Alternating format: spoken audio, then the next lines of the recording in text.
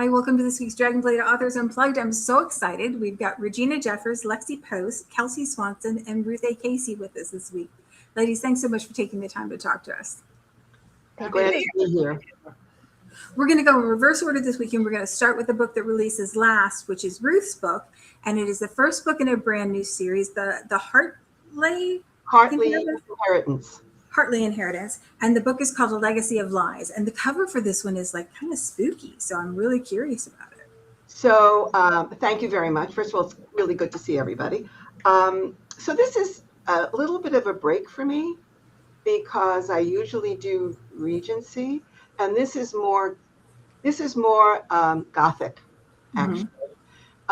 Early feedback on the book, actually, from Goodreads. No, not Goodreads. Book I'm so NetGalley. sorry. Thank you, NetGalley. Has identified one of the characters very quickly, and that's the house.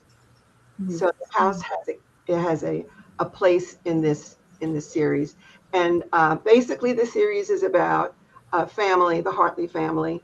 The Duke has passed on; he's an old man, and the only heir. When the story starts, the only heir is already has also passed on. So they're looking for the heir, the true heir.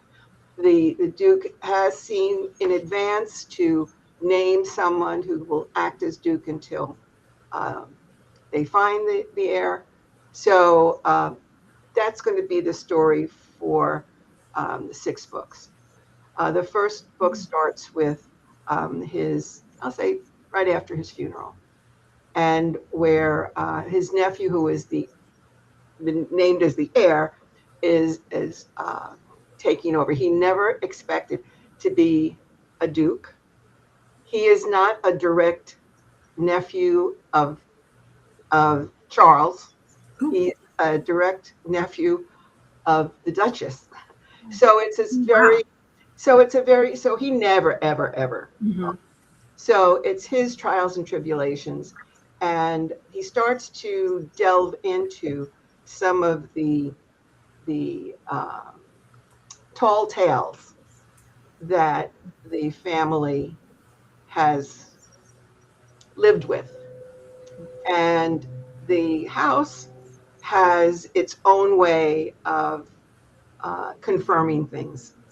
Doors closed, doors don't open, stormy night. Just like spooky light, not like full on Right. spooky. No, it's it was absolutely fun to write. I tried to get more into a Gothic voice than into my Regency voice, and I'll give a little bit away. I decided that it would be Gothic with the first book and ease up into more, I won't say casual, but into my real voice, basically, as you get to the end. So I think of it as a healing piece. So that's a very quick story of my of this book. And what I've been doing is, because my audience seems to have grasped that the house is a character, all my marketing has been about the house. Oh, cool. Yeah. Cool. So and that makes sense, because the series, you have the whole series, so you've got that yes, through. and I'll even give you a more of a spoiler. I had a little bit of free time, so I decided to make a map of the house. Cool. And then I decided to make it interactive. So I'm in the process of getting that ready to launch next week after the release. So if you, by all means, it's on my website. I'll share it if I ever get back into. If the shaking works, I will send it to everybody on our Dragonblade site. But Lexi, you asked about Father's Day, and you mentioned something about Father's Day.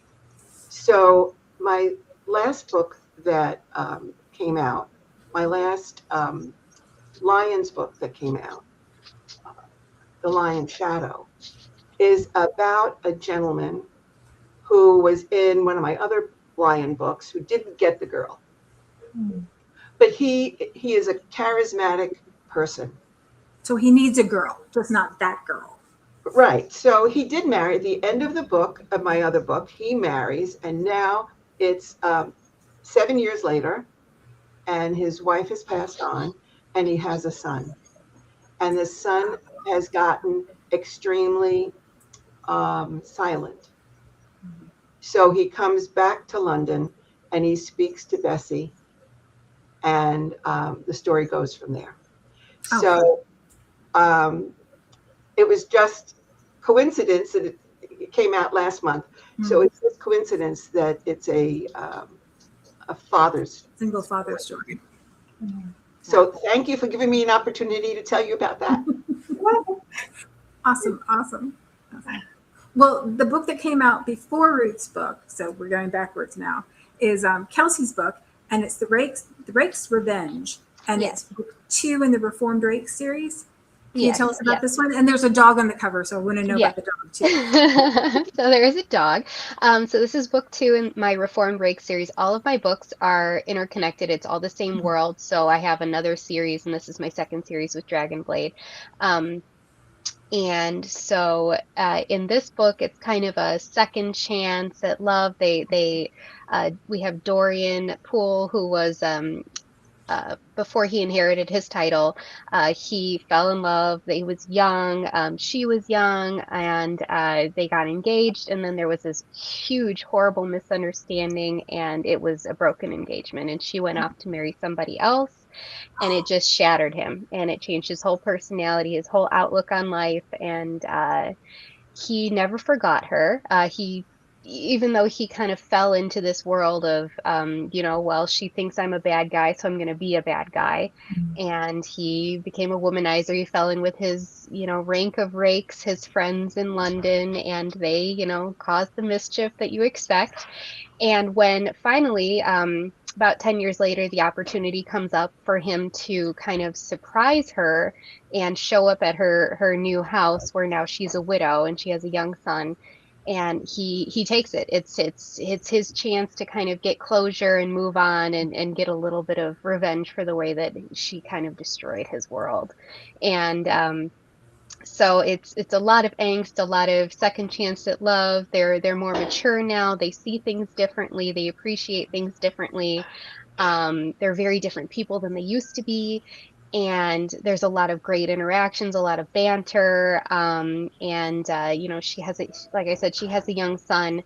So we get to see a lot of those interactions between Dorian and Archie. And I designed Archie after someone I'm very close with. And so a lot of great conversations and mischievous interactions there. But then we also have a dog on the cover, like you said. And that's Faye. That is Amelia, the main female character. It's her Scottish Deerhound that her late husband gifted her. And Faye plays a pretty big role. And I happen to be writing this story when we lost our 14-year-old dog, and he was like a miniature Scottish Deerhound. So it was very difficult for me to write, but it was kind of cathartic. The same kind of love, the same kind of unconditional love and companionship. So I wrote that in there, and I think that will really resonate with people too. So it was a very very emotional story, and it's lots of spice. It is part of the Flame line, so there is a lot of spice. So, yeah. We like the spice. And we also like knowing when the spice is going to be there and when it's not, so that you can read exactly what you want. Yes, exactly. Awesome. I didn't know that there were miniature deerhounds. Well, he's we called him a miniature. It looked like you just took a shrink ray and shrunk him. He was a schnauzer. He was a schnauzer dachshund mix. And he just looked like a miniature deerhound, or even an Irish wolfhound, the same wiry fur, the coloring and everything. So he was my little shadow. So I just basically blew him up for the story. Yeah. That he was a wonderful shadow. So. Yeah. Awesome. Well, the book that came out before this one is Lexi's book. It's also Flame, is that right? Yes, also Flame. Yeah. You're always Flame, I think. Yeah. She's a spicy girl. It's Reading the Viscount, and it is book 5 and courting a curious lady. And I like this idea. I like the idea of the ladies being curious. And Oh, yeah. This series is actually inspired by Louisa May Alcott's Little Men and Joe's Boys, because all my stories are inspired by classic literature. And so instead of a school for boys, which would have been Plumfield, for this series, I have a school for ladies of the peerage that kind of rivals Oxford or Cambridge, and that one's called Silver Meadows. And so I take my inspiration from the classic characters, and for this one, I have Sophie, who is inspired by Robin from Little Men and Joe's Boys, which was Joe and his youngest son. Very gentle, steadfast, peacemaker, that kind of thing. And Lady Sophie attends the Belinda School for Curious Ladies. That's where the series title comes from. And there she studies literature and is known among her classmates as being very observant of people, but very, very shy. She likes to blend in, watch, because she's not brave enough to be like her Shakespearean character, her favorite Shakespearean character, which is Rosalind. And then we have Christopher Tamworth. He's a second son, though his father's long passed. He's been biding his time as a mentor and teacher at Oxford until he can amass a fortune that he needs to obtain this estate he's been eyeing. But he's keeping it all a secret until he can achieve his goal. He's following his plan. He has a very particular plan, which includes not marrying until after he's 30 at least. And he's kind of the life of the party guy, well liked by his male friends. Laughter and goodwill follows him like a puppy. I mean, everybody's watching to see what's going on at his table, so to speak. So Sophie and Christopher meet in a very unexpected way. They're both attending a 12th night masquerade ball held by one of the married curious ladies. And Christopher has just found out he's won a bet that will allow his dream to become a reality. wow. Yeah, so he's excited. And as he leaves the billiard room on his way to the ballroom to go celebrate, he sees a masked shepherdess in the corridor. Mistaking her for the widow he slept with the night before, he shares his joy of his win by taking her into his arms and kissing her. No. Yeah, well, that just happens to be Sophie, our little bookworm. Yeah. So, but he's a really good guy, and he recognizes his mistake. He lets her go, as soon as she pushes away. But now he's worried he's going to be forced to marry her, right? Because she's obviously innocent. Mm-hmm. So he has to apologize to her. So he goes to the ballroom to look for her, and there are 8 shepherdesses. I was like, how am I going to find her, right? Well, meanwhile, Sophie's run back to the ball where she bumps into the hostess. Punch spills on her shepherdess dress, and the hostess, her very good friend, brings her up to her bedroom and gives her a black domino to wear. So he can't even find her as a shepherdess anymore because now she's, oh my goodness. Yes. So anyway, there's a lot of him making a mistake, having to go apologize, making a mistake, having to go apologize. Eventually moves his way in because she goes back to school, and he just happens to be in the right place at the right time and is put in as a temporary instructor at the school. Oh, so nothing's really interesting. Teacher. So obviously he has a really good secret, this idea of buying his own estate. But Sophie has a secret she doesn't even know she has, and it can be devastating to her future with or without him.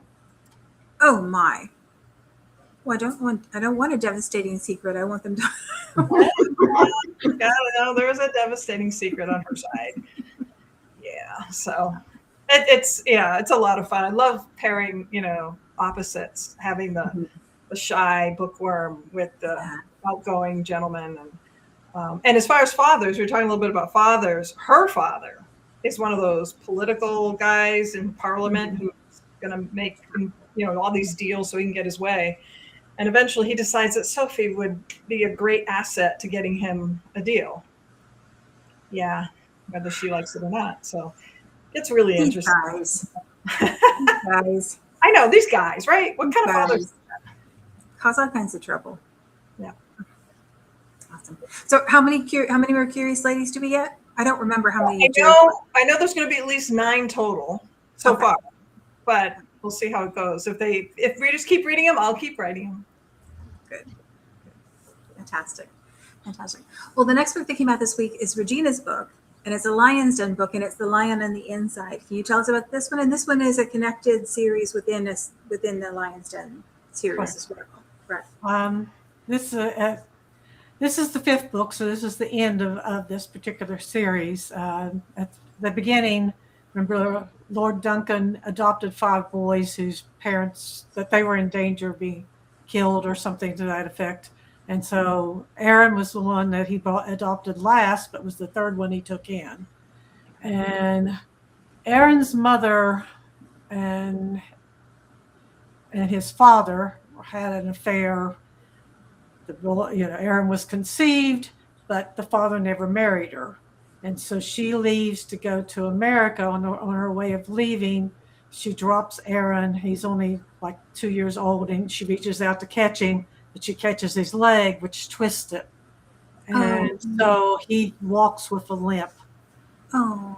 And so that's part of his psyche up here. He doesn't see himself as being as whole as the other 4 boys that were adopted. So that's a big part of his character development kind of thing.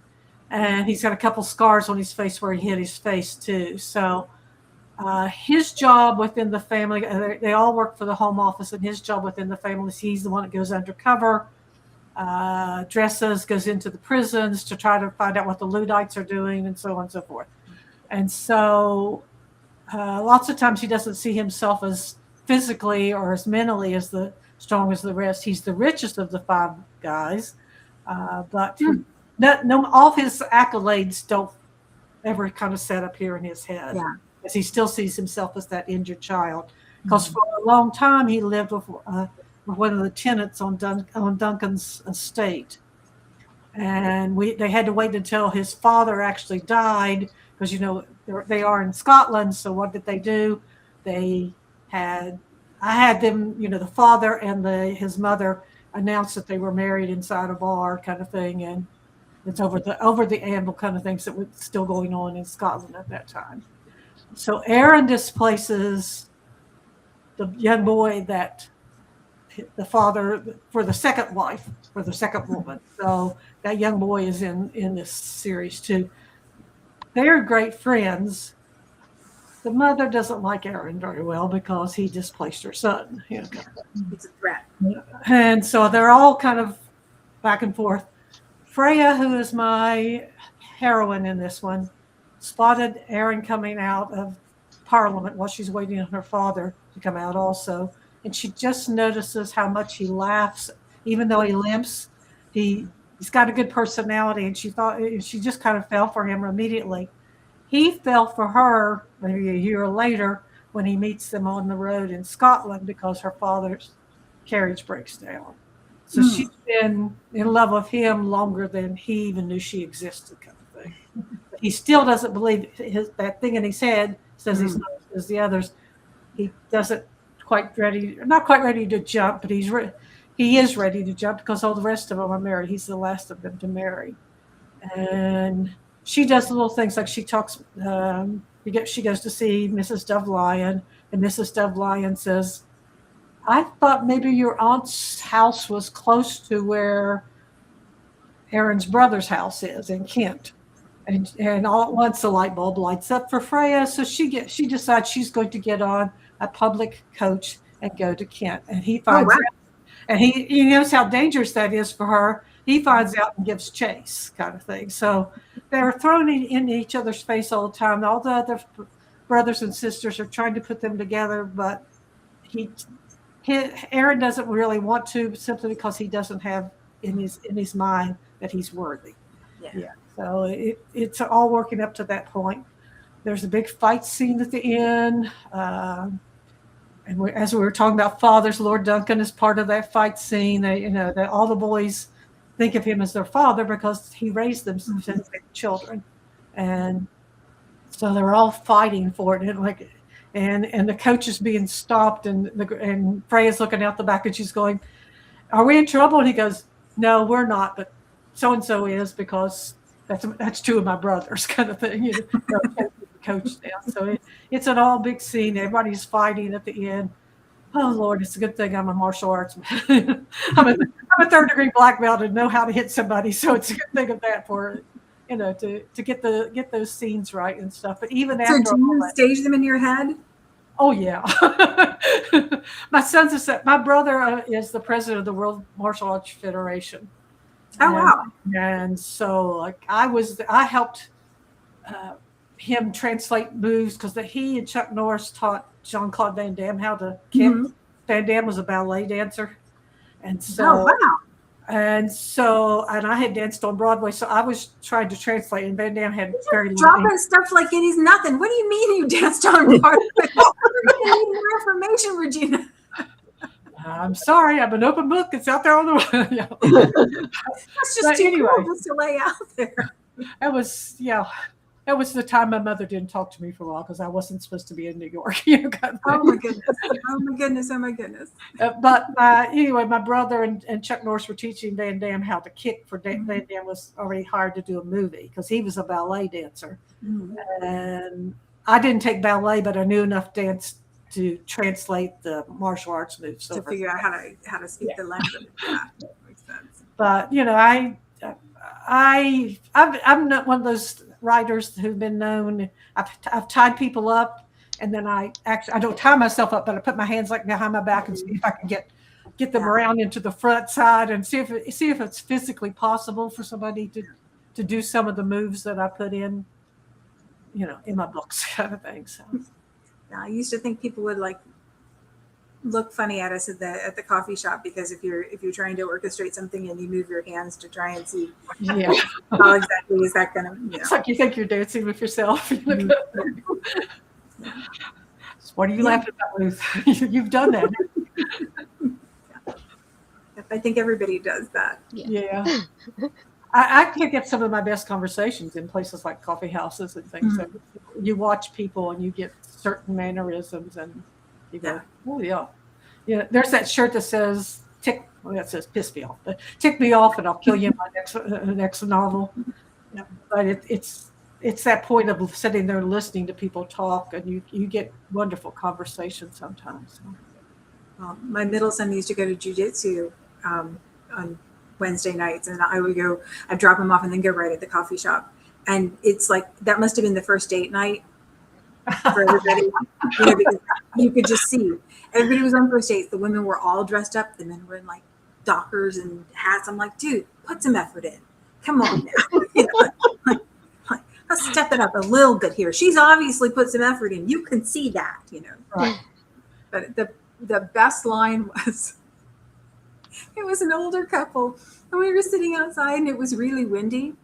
And he said, "You could put your reading glasses on, and I'll let you hold my arm while we walk back to the car so the dust doesn't blow in your eyes." And I thought, there you go, man. That's it. That's it. Hold my arm so the dust doesn't blow in your eyes because you've got your reading glasses on is the middle-aged pickup line. So I'll probably fall for that. But anyway, so this is the last book in my series, and Aaron's arc is where he is in his mind. He's more crippled than he is physically in reality. Yeah. And I can think how as a kid that just kind of that would be your identity. I mean, even in the scene where after they're married and he's carrying her to the bed, he picks her up in the carrier and she says, "Do you want to do this?" And he says, "Do you think I'm not strong enough?" And she says, "Oh, I think you're strong enough to carry me and all of our children." And so that she understands him better than he understands her himself. Yeah. Awesome. Well, you touched a little bit on fathers in that one, and Ruth had done that too. We had talked a little bit before this about what to talk about after we got done with the books, and we just passed Father's Day in the States. And in historical romance, and in romance in general, I think fathers get kind of shuffled off to the side. They're the device that lets you inherit the dukedom or interferes with who you're going to marry or any of those kind of things, but they don't really show up on the page all that often. And so I was wondering if you guys had any favorites, either that you've written or that you've read that you wanted to talk about. And it could be also getting to go back and revisit characters later in a longer running series where you get to see one of the earlier men who fell in love become a father, and you get to see how all that's going to go. Do you have any favorites? I think I really, really liked Dorian in this book that I wrote. He steps in as that father figure for Archie.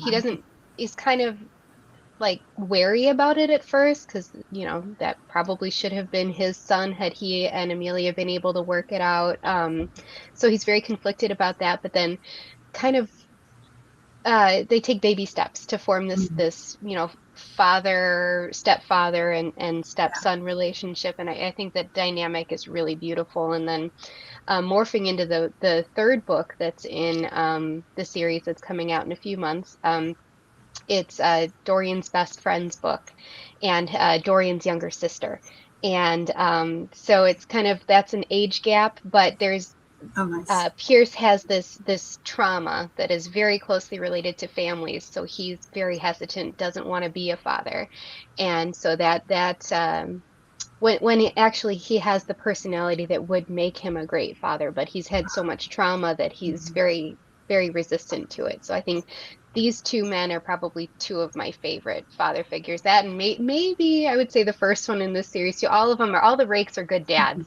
That's cool. That's yeah, very cool. and in the first book, Rafe is he inherits his sister's children after she passes away, and so he's totally changing his life around, and he doesn't realize how much he loves these children, and he would move heaven and hell for them, and he steps another one who steps into this fatherly role. And so I think all three of these reformed Rakes are just, it's great showing the dichotomy of these womanizing men who are actually really wonderful fathers and husbands. And so I think I've enjoyed writing all those. Yeah. I love that. I have to say I like my father in my Marrying a Mabry series, which was inspired by women, and Stealing the Duke. But the dad is like that absent-minded professor. Like he's always reading. He meets with his buddies, and he and Joanna actually get along really well because they're all about learning and intelligence and all of that stuff. But he's also kind of not always clued into what's going on around him. So as I look back on, I realize I kind of modeled him after my dad. Who was an English major, and who, and the more I think about it, it's sort of an honor to my dad. I should have put that in my acknowledgments. But yeah, just that really kind, because a lot of my other heroines, their dads are kind of jerks. Dads do a lot of work in historical romance. They're the ones that are like demanding matches and all that kind of stuff, so like they can often be jerks. Yeah, so it's kind of nice to be able to write one nice guy, one nice father. I have another nice father coming down the road, but that won't be till much later. One of mine that I did, I know some of you, and I'm sure Ruth knows because she and I've been around together for a while, but I also write Jane Austen fan fiction. And I mean, that's actually how I started all this madness 20 some years ago. But I wrote one maybe 2 years back. It was the Colonel's ungovernable governess. And so it's Colonel Fitzwilliam. And, we don't know a lot about him one way or the other. But his brother has married. His brother couldn't have children. His brother is married, and that woman had children. And obviously the little boy in it is autistic. If we were seeing him nowadays, we put him autistic right there. But the fact that there's so many tender moments in that story that everybody that's ever read it goes, I wanted to cry, and it was so wonderful. And he raises the child. The Colonel raises the child all the way through to the time the boy is to inherit his father's property, but he raises the boy and teaches them how to inherit the property. And there's a little girl that likes the boy, and they end up being married later at the very end of the book. But it's one of those kind of heart-touching ones that I have a lot of friends whose kids are, because that's my specialty. I have a PhD as a reading specialist and learning disabilities and stuff like that. So I have a lot of friends and people who ask me questions about autism and that kind of thing. So dysgraphia and so on and so forth. So. Awesome. So I guess it's my turn. Yes, So I'm in the process of writing a Dragonblade story for the anthology, for the Bell Tower anthology. Is that the Halloween one? Yes. Mhm. And I decided to make it the origin story of my Hartley inheritance. Oh, fun. So when I told you about the story, I said that here we are with I think the sixth Duke of Hartley who's Mhm. passed on, and we need another Duke, but there is no male, no one in the male line. Mhm. And in the origin story, 400 years ago, because this dukedom has been around for a gazillion years, a daughter runs away, and she, because her father wants her to marry a specific man who she doesn't want to marry. Mhm. And in the process of doing that, she works as not a handmaid, but a lady in waiting for the queen. And one of the queen's ladies becomes pregnant, and she can't keep the child. It's a little boy.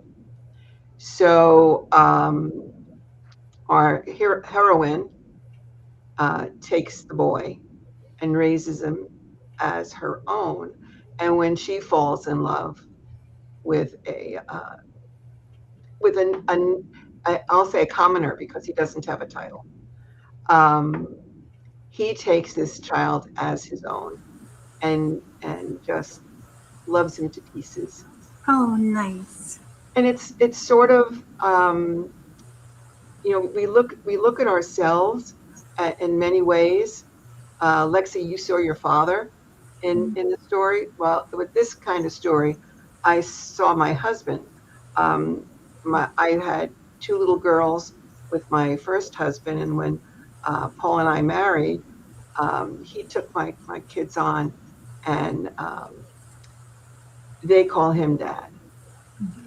They're all grown up and married. We have 5 grandchildren. So yesterday our oldest grandson graduated from high school, so we were all excited about that. So because we run from 21, our oldest granddaughter is 21, and our youngest grandson just turned a year last Saturday. Oh, goodness. You have the whole gamut. Yeah, so we have a whole gambit. But the father in this story was, I didn't know how I was going to write him, and it just turned out to be Paul. So. Oh, that's lovely. That's lovely. Well, ladies, it was delightful talking to you this week. I really appreciate you taking the time to talk to us. I love hearing about your stories. I love hearing about the father influences. And I'm going to find out more about that Broadway dancing thing, Regina, because I want stories for that too. I was in a crazy house and we had to jump over things, so the martial arts helped. There you go. I just want to take a The minute. assassination persecution of the Marquis de Sade. Yeah. The Dragonblade Kickstarter is in pre-launch now. So if you see an ad for it or you see a link for it, you can find a link for it on the Dragonblade page. You want to click the notify me on launch button. And it doesn't obligate you to anything. It just means that once the Kickstarter goes live, you'll get an email. It'll tell you it's live and it'll show you all the stuff. These books are so pretty.